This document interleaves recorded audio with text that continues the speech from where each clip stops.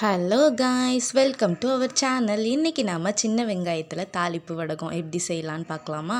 இன்றைக்கி எங்கள் நாத்தனார் சின்ன வெங்காயம் நிறைய கொடுத்து விட்டுருந்தாங்க. சரி, அதை வச்சு நாங்கள் தாளிப்பு வடகம் செய்யலான்னு காய வச்சு 1-2 தோல் உரித்து அதை தனியாக நாங்கள் எடுத்து வச்சுக்கிட்டோம். இது காட்டிலேருந்து பறித்து எடுத்துகிட்டு வந்ததுனால நாங்கள் ஈரம் லைட்டாக இருந்ததுனால லைட்டாக காய வச்சு எடுத்துக்காச்சு.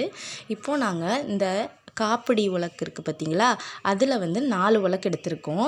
ஆக மொத்தம் இது ஒரு 4 கிலோவுக்கு நாங்கள் வீடியோவில் செஞ்சு காமிச்சிருக்கோம். நீங்கள் 1 கிலோ 2 கிலோ அப்படி செய்யணும்னு நினச்சிங்கன்னா அதுக்கு உண்டான அளவுகளை நாங்கள் டிஸ்கிரிப்ஷனில் கொடுத்துருக்கோம், நீங்கள் செக் பண்ணி பாருங்கள். இப்போ கடுகு இந்த சின்ன உலக்கில் 2 உலக்கு எடுத்துக்கணும். உளுந்தப்பருப்பு அதே மாதிரி 1.25 உலக்கு எடுத்துக்கணும்.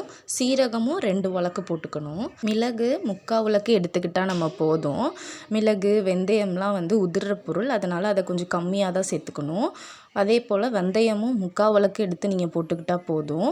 அடுத்து சோம்பு நம்ம ஆட் பண்ண போகிறோம். சோம்பு 1/4 உலக்கு இருந்தால் போதும், 2 ஸ்பூன் கூட போதும். இப்போது எல்லா பொருட்களையும் நல்லா கலந்து எடுத்து வச்சுக்கணும். இப்போது ஒரு தட்டு நிறைய கருவேப்பிலையும் ஒரு 1/2 கிலோ பூண்டு பற்களையும் தனியாக எடுத்து வச்சுக்கணும்.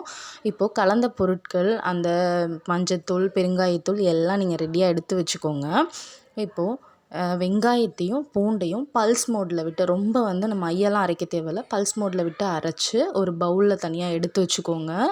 நல்லா ஒரு கையளவு உப்பு நீங்கள் சேர்த்துக்கணும். சேர்த்துட்டு, ஏன்னா உப்பு எதுக்காக போடுறோம்னா கெட்டு போகாமல் இருக்கிறதுக்காக அந்த உப்பு சேர்த்துக்கிறோம்.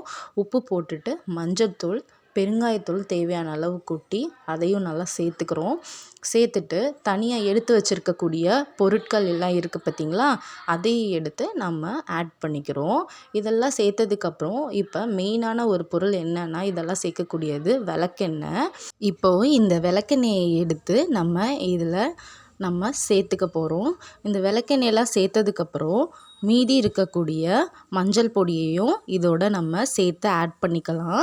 அடுத்து நம்ம எடுத்து வச்சுருக்கக்கூடிய கருவேப்பிலை ஒரு தட்டு இருக்குது பார்த்திங்களா, அதையும் இதோட சேர்த்து போட்டுக்கோங்க. கருவேப்பிலை மஞ்சத்தூள் நம்ம தேவையான பொருட்கள் எல்லாம் போட்டதையுமே நம்ம கைகளை வச்சு நல்லா பிசைஞ்சு எடுத்து தனியாக வச்சுக்கலாம். இப்போது தனியாக எடுத்து வச்சுருக்கக்கூடிய இந்த பொருட்கள் எல்லாத்தையுமே ஒரு 2 மினிட்ஸ் அப்படியே ரெஸ்ட்டில் விட்டுருங்க. அதுக்கப்புறம் நம்ம கைகளால் ஒரு லட்டு பெரிய சைஸ் இருக்கும் பார்த்திங்களா, அந்த அளவு உருட்டி எடுத்துக்கோங்க. அதை நீங்கள் ரொம்ப அழுத்தி பிடிச்சி உருட்டணுன்ற அவசியம் கிடையாது, லைட்டாக பிடிச்சி எடுத்தாலே போதும். இதை நீங்கள் மேக்ஸிமம் ஒரு 4 நாள் நல்ல வெயிலில் வச்சு நீங்கள் எடுத்தால் போதும். அதை 2 நாள் லைட்டாக விளக்கெண்ணெயை தடவி காய வைங்க.